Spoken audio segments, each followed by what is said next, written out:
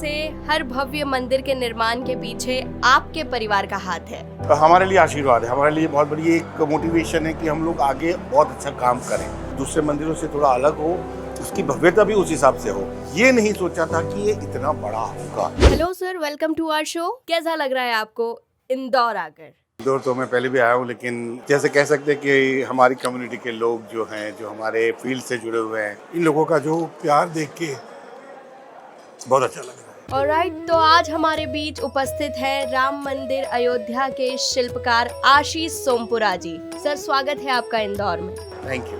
500 वर्षों से हर भव्य मंदिर के निर्माण के पीछे आपके परिवार का हाथ है, तो क्या खास ऐसी बातें हैं जो आप बयां करेंगे राम मंदिर को लेकर? कि हमारा परिवार काफ़ी पीढ़ियों से मंदिर का निर्माण कर रहा है। सबसे बड़ी प्राउड की बात हम परिवार के लिए ये कि हिंदुस्तान के अंदर जो दो बड़े टेम्पल बने, जो आक्रांताओं के द्वारा तोड़े गए थे, एक सोमनाथ मंदिर और एक राम मंदिर जो भी बना है, वो दोनों मंदिर का निर्माण कराने का हमारे परिवार को सौभाग्य मिला। वो हम लोग सही में ये मानते हैं कि ऊपर वाले का आशीर्वाद ही है कि हमारे परिवार के ऊपर उनका हाथ रहा है कि जिससे हम दोनों जो बड़े टेम्पल्स हैं, जो दोनों का हम लोग बना सके। उस टाइम पे अगर आप देखें कि उतना मीडिया और उतना ये हाइप नहीं था, बहुत क्वाइटली उस चीज़ को ख़त्म किया गया। लेकिन राम मंदिर पर्टिकुलरली, वो इतने सालों का संघर्ष था उसका, फिर इतने सालों का पॉलिटिकल संघर्ष भी रहा हिंदुइज्म के ऊपर, जो सारा इतने सालों तक। और जैसे मैंने बताया अपने जो कि 30 साल से हम लोग तो जुड़े हुए थे, तो 30 साल का हमारा भी इंतज़ार कि इस साल जो जुड़े हुए हैं तो ये कब होगा। और एक आर्किटेक्ट के लिए हमेशा यही होता है कि उसका जो क्रिएशन है, जो हम लोग पेपर पे ड्रॉ करते हैं, वो एक प्रारूप लेता है जब तब जो फीलिंग आती है। और जबकि राम मंदिर जैसा प्रोजेक्ट और वो प्रारूप लेते हुए आप देखते हैं, आपके सामने होता है, और प्लस लोगों का वो अप्रिसिएशन मिलता है, लोगों का वो सम्मान मिलता है कि आपने ये बनाया, वो बहुत बड़ी चीज़ है। और यही हम कह सकते हैं कि हमारे लिए आशीर्वाद है, हमारे लिए बहुत बड़ी एक मोटिवेशन है कि हम लोग आगे बहुत अच्छा काम करें। 30 वर्ष पहले जब आपके पिताजी इसकी रूपरेखा तैयार कर रहे थे, तब उन्होंने अपने कदमों से इसे नापा था। तब क्या आपने सोचा था कि ये इतना भव्य हो पाएगा? जैसे हम दूसरे मंदिर बना रहे हैं, वैसे ये एक और मंदिर है जो हम बना रहे हैं। एक इम्पोर्टेंस तो था कि राम जन्मभूमि पे बना रहे हैं, वो एक डेफिनेट चीज़ था कि राम जन्मभूमि पे बन रहा है, तो उसका एक जो बेसिक ढांचा है वो ऐसा होना चाहिए कि दूसरे मंदिरों से थोड़ा अलग हो और उसकी भव्यता भी उस हिसाब से हो। लेकिन ये नहीं सोचा था कि ये इतना बड़ा होगा। और जब वर्डिंग के बाद जब फुटफॉल बढ़ाने की बात हुई और ये सब जब उसका एक्सपेंशन करने की बात हुई, तब हमारा यही था कि जो प्रारूप जो पिताजी ने जो बनाया है उसी का एक्सटेंशन किया जाए। उसको हम पूरे अलग तरीके से भी बना सकते थे, लेकिन उस चीज़ को जो पुराना जो बना था और जो लोगों के दिमाग में था, वो हम लोग नहीं बदलना चाहते थे, तो उसी को हम लोगों ने एक बड़ा रूप दिया है। बहुत ही भव्य और खूबसूरत आकृति है वो। उसमें आपने कुछ इस तरह से लाइट्स लगाई है जहाँ वो नजर ही नहीं आती है कि वहाँ लाइटिंग्स है। और दूसरी बात, वो सूर्य की किरण जो साल में एक ही बार हमें देखने को मिलती है। तो क्या ऐसी टेक्नोलॉजीज का इस्तेमाल आपने किया? नहीं, देखिए, टेक्नोलॉजीज बेसिकली कंस्ट्रक्शन में ही इसके अंदर हम लोगों को चेंजेस करने पड़ते हैं। जो नॉर्मल स्ट्रक्चर्स अगर आप देखेंगे कि जैसे मैं अगर एग्जांपल दूं कि डोम, तो अगर नॉर्मल डोम अगर पुराने मंदिरों में देखेंगे तो वो नीचे से ऊपर जाता है इस हिसाब से। अगर हम लोगों को उसका लाइटिंग करना है, अगर हमको फिक्सर्स भी नहीं दिखाने हैं, तो नीचे का जो लेयर है उनको हम लोगों ने लिटिल बिट एक्सपैंड कर दिया इनर साइड पे, और उसको को जैसा बना के उसके अंदर हम लोगों ने पूरी लाइटिंग दे दी कि जिससे उसका पूरा लिटअप जो है वो डोम को दिया जाए। तो डेफिनेटली कंस्ट्रक्शन वाइज हमको सोचना पड़ रहा है। टेक्नोलॉजी तो जो अभी यूज़ होती है, जब LED लाइट्स हैं, वही कंड्यूट्स हैं, लेकिन चैलेंज हम आर्किटेक्ट्स के लिए कि उसको वहाँ तक उस कंड्यूट्स को कैसे ले जाना, तो वो एक बहुत बड़ा चैलेंज होता है। और लकीली हम लोग उसको आई थिंक जो लोग देख रहे हैं उसको हम पार कर पाए कि लोगों को वो भी अप्रिशिएट कर रहे हैं कि लाइटिंग इतनी अच्छी हुई है। जिस तरह से आपने इतना मजबूत ये मंदिर बनाया है, हमने ये सुना है कि इस मंदिर की जो आयु है वो 2500 वर्षों तक की है और इसे भूकंप तक नहीं हिला सकता। तो क्या ऐसी चीजें हैं जो आपने इसमें इस्तेमाल की है? जो कंस्ट्रक्शन टेक्नोलॉजी है, जो हमारे पुराने हजारों सालों से जो चली आ रही है टेम्पल के अंदर, कंस्ट्रक्शन टेक्नोलॉजी वही है इसके अंदर। और वो टेक्नोलॉजी ही इतनी सक्षम है कि इन चीज़ों को ले सकती है। जब हम मॉडर्न टेक्नोलॉजी में जाते हैं, मॉडर्न ट्रेंड में आते हैं, तो काफ़ी सारी चीज़ों का स्टडी, उसका एक साइंटिफिक अप्रूवल निकलता है। नॉट एक जस्ट कि उसका डिटोरेशन भी हमको देखना पड़ता है कि ये जैसे एजिंग होता जाएगा तो इसका स्टोन का डिटोरेशन कितना होगा, कितना फ्यूचर में वीक होगा, तो इसको सपोर्टिव हम क्या दे सकते हैं कि वो चीज़ को वो संभाल ले। तो यही जो सारी चीज़ें, जैसे बताया कि एक सिंगल कॉलम था, उसकी जगह उन्होंने बताया गया कि भाई ये छोटे कॉलम और आपको 2 बढ़ाने पड़ेंगे, इसके बाजू में उसका थोड़ा सेक्शन बढ़ाना पड़ेगा। तो आर्किटेक्चरली वो हमारे लिए बहुत बड़ा चैलेंज था कि उन चीज़ों को हम इसी डिज़ाइन में इस हिसाब से डालें कि वो ऐसा नहीं लगे कि स्पेसिफिकली इसके लिए डाली गई है।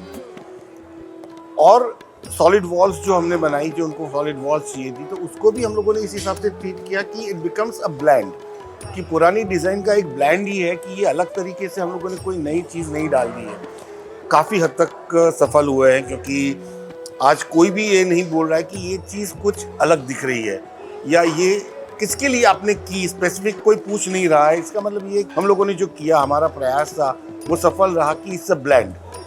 उस चीज़ को हमने पुराने डिज़ाइन के साथ ऐसा ब्लेंड कर दिया कि it becomes a part of that. तो ऐसी कौन सी नए ज़माने की टेक्नोलॉजीज़ हैं जो अभी आपने राम मंदिर में यूज़ की है? टेक्नोलॉजी जो आजकल CNC मशीन्स हैं, वाटर जेट्स मशीन्स आ गई हैं, काफ़ी चीज़ों का जो नया इनोवेशन है जो अभी आज की डेट में हुआ है।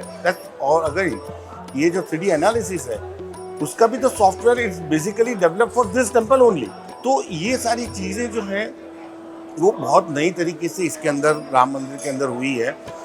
सेकंड चीज़ जो मैंने आपको बताया कि आप देखेंगे कि उसकी लोअर प्लेन के अंदर की कार्कोनोग्राफी, पर्टिकुलरली जो कार्विंग, राम जन्म से लेके राम अयोध्या वापस आए तब तक के, तो that is also a big challenge कि वाल्मीकि जी के, क्योंकि डेफिनेटली किसी एक वर्ड को या किसी एक श्लोक को आपको पिक्चराइज करके वो बनाना, और वो पिक्चराइज बनने के बाद उसको पत्थर में कार करना और उसको वहाँ पे लगाना, वो एक बहुत बड़ा चैलेंज है। और वो भी शायद डेफिनेटली आप फ्यूचर में देखेंगी और डेफिनेटली अप्रिशिएट करेंगी उस चीज़ को। कुछ गर्भगृह की खास बातें बताइए सर। जैसे मैंने बताया कि इसका शेप जो है वो नॉर्मली आप टेम्पल्स में जाएंगे तो स्क्वायर शेप गर्भगृह मिलेंगे, लेकिन यहाँ पे हम लोगों ने ऑक्टागोनल शेप लिया है और उसका शिखर भी उसी हिसाब से उसके ऊपर जा रहा है।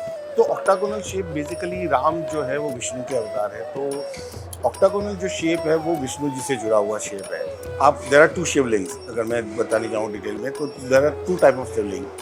एक शिवलिंग होता है जो नर्मदेश्वर, नर्मदा से मिलता है, जो अपने यहाँ पे ओंकारेश्वर के पास MP में ही जो निकालते हैं, वो नर्मदेश्वर बोला जाता है। उसके अंदर कोई नहीं है, वो स्थापित शिवलिंग है, उसको वहाँ पे रखा जा रहा है। लेकिन जिस शिवलिंग को गढ़ाई होके बनाते हैं उसमें 3 पार्ट होते हैं, ब्रह्मा, विष्णु और महेश। ब्रह्मा सबसे बॉटम में है जिसका शेप है स्क्वायर, उसके ऊपर विष्णु जिसका शेप है ऑक्टागोनल, और उसके ऊपर फिर शिव है, जो लिंग जो हम लोग बाहर जलाधारी के ऊपर देखते हैं। बाकी के जो 2 पार्ट है वो नीचे चले जाते हैं, तो हम लोगों को दिखाई नहीं देते हैं नॉर्मली। तो वो 2 पार्ट है, तो वो भी एक विष्णु का शेप ऑक्टागोनल शेप के अंदर ही जुड़ा हुआ है। तो अगर कुछ अलग करना है तो उसी शेप को लेके क्यों नहीं किया जाए, ये थॉट उस टाइम पे पिताजी ने सोचा था और उस टाइम पे उन्हीं को एग्जीक्यूट किया और उसी को हम लोगों ने रिटेन किया नए डिजाइन में भी। राम मंदिर की कुछ ऐसी बातें बताइए जो उन्हें दूसरे मंदिरों से अलग बनाती है। जिस हिसाब से लोगों की आस्था जुड़ी हुई है, राम सबके हैं, तो सनातन को हम लोग इस पूरे आर्किटेक्चर के साथ जोड़ के चलना चाहते थे। तो इसके अंदर जो कॉलम्स हैं, कॉलम्स के अंदर जो मूर्तियां हैं, उसमें भी आपको सारे देव और सारी देवियां मिलेंगी। जैसे नृत्य मंडप में जाएंगे तो नृत्य मंडप में आपको नटराज मिलेंगे, डांसिंग गणेशा मिलेंगे, तो क्योंकि वो नृत्य से जुड़ा हुआ है, तो उसमें सारे देवी देवताओं के उस हिसाब से प्रेडिक्ट किया गया है। तो अगर आप डेफिनेटली अगर आप डिटेल में इसकी जब जर्नी करेंगे, जब देखेंगे, तब आपको ये लगेगा कि आप पूरे सनातन को अपने साथ लेते हुए राम के दर्शन कर रहे हैं। सनातन धर्म की हम बात कर रहे हैं। राम मंदिर के बाद कौन से भव्य मंदिर का निर्माण अब होने जा रहा है? नए प्रोजेक्ट्स के अंदर एक और राम मंदिर ऑस्ट्रेलिया में भी सोच रहे हैं कि एक बड़ा सा ऑस्ट्रेलिया में राम मंदिर बने कि जिसका हाइट करीबन 700 फीट के करीब हो, इस हिसाब से प्रोजेक्टेड भी है। बिहार के अंदर सीतामढ़ी के आसपास जैसे बताया गया कि भाई राम जी का तो आपने बना दिया, मैया का कब बनाओगे? तो सीता माँ का भी मंदिर का भी प्रोजेक्ट आ रहा है। काशी के लिए तो भी वर्डिक्ट आएगा, जो भी कोर्ट डिसीजन लेगा। जैसे अगर अयोध्या में डिसीजन लिया गया और इसमें भी अगर पॉजिटिव डिसीजन आता है और गवर्नमेंट अगर उसका भी मौका देगी तो डेफिनेटली हम वो भी करेंगे। अभी कई समय से ये ट्रोल हो रहा है कि द्वारका नगरी में भी एक भव्य मंदिर का निर्माण होगा, पनडुब्बी से इसके दर्शन किए जाएंगे। तो क्या इस भव्य मंदिर का निर्माण संभव है? नहीं, डेफिनेटली संभव है। कोई असंभव चीज़ जैसे मैं बताया कि कोई है ही नहीं। And nothing is impossible if you determined. आपका अगर डिटर्मिनेशन है तो आप टेक्नोलॉजी को और सबको यूज़ करके आज की डेट में वो हो सकता है। आज इतने बड़े डैम्स बनते हैं, इतना बड़ा डैम के फाउंडेशंस बनते हैं, इतने सारे। अगर आप देखें कि ऑयल रिफाइनरीज भी अगर पूरी की पूरी अगर समुद्र में बन सकती है तो टेम्पल क्या चीज़ है, वो भी बना सकते हैं। लेकिन उस हिसाब से उस टेक्नोलॉजी को यूज़ करके और हमारे ट्रेडिशन को भी साथ में चल के उसको करना पड़ेगा। लेकिन हो सकता है, क्यों नहीं हो सकता है। सनातन धर्म के लिए आप आगे की और क्या रूपरेखा बताएंगे? रूपरेखा तो जैसे राम मंदिर ने एक चेतना जैसे डाल दी है लोगों में, वो चेतना बस आगे बढ़ती रहनी चाहिए, ये धीमी नहीं होनी चाहिए। बस यही हम प्रार्थना कर सकते हैं राम जी से ही कि वो ऐसे करें। सर, रामलला की जो मूर्ति है उसकी अनुभूति सभी के मन में अलग है। उनके सौंदर्य के बारे में आप क्या खास बातें बताएंगे? छोटे कृष्ण की मूर्तियाँ पर छोटे कृष्ण के स्वरूप बहुत आप सारे देखेंगे कि राम लल्ला के स्वरूप बहुत कम हैं। और यहाँ पे हम लोगों को 5 से 7 साल के लल्ला जो बाल यह भी है, जो भगवान भी है, जो किंग भी है, तो तीनों भाव इसमें आने चाहिए। वो नाजुकपन भी आना चाहिए, वो भगवान है तो वो दिव्यता आनी चाहिए, और राजा है तो एक प्राउड भी आना चाहिए। तो इन तीनों चीज़ों को मिला के अगर कोई फेस बनता है तो वो फेस हम लोग चाहते थे। तो इसके लिए काफ़ी बड़े आर्टिस्टों को बुलाया गया, उनसे स्केचेस बनवाए गए, उसमें से एक स्केच का चयन किया गया। और फिर तो डेफिनेटली जो मूर्तिकार है, क्योंकि स्केच अलग बोलता है, जो मूर्ति बनाता है वो अलग तरीके से बनाता है, तो डेफिनेटली वो एक डिफरेंशिएशन आता ही है। लेकिन हम लोग ये भी चाहते थे कि 80 to 90% वही भाव आए। और 3 मूर्तियां हम लोगों ने बनवाई थी बेसिकली, एक वाइट मार्बल में और 2 ब्लैक स्टोन में, जो साउथ के कारीगर थे उन्होंने बनाई थी। लेकिन जब तीनों को सब देखा गया तो इस मूर्ति का जो स्थापित है उसका एक उसी टाइम से हम लोगों पर प्रभाव बहुत अलग पड़ा था। सारे जो कमेटी में जो सिलेक्शन में थे, सभी लोगों को, सभी संतों को, काफ़ी संत भी आए थे, तो सभी को इसका एक इम्प्रेशन बहुत अलग रहा था। तो और वैसे ही उस टाइम पे भी बोला जा रहा था कि वाल्मीकि रामायण में श्वेत रंग, मतलब श्याम, राम का जो रंग बोला गया है वो वाल्मीकि रामायण में पर्टिकुलरली श्वेत बोला गया है। राम तो नीलवर्णीय बोला गया है उधर श्लोक में। अगर आप पूरा श्लोक देखें तो नीलवर्णीय राम ऐसा बोला गया है। तो हम उसी हिसाब से चाहते थे, तो ये कुदरत का ही ऊपर वाले का ही था कि उसी मूर्ति का सिलेक्शन होना था। वाइट मूर्ति भी थी लेकिन इसी का सिलेक्शन हुआ। ऑलराइट सर, बहुत अच्छा लगा आपसे वार्तालाप करके, बहुत ही खूबसूरत पल थे। Thank you so much for giving us your precious time. Thank you very much.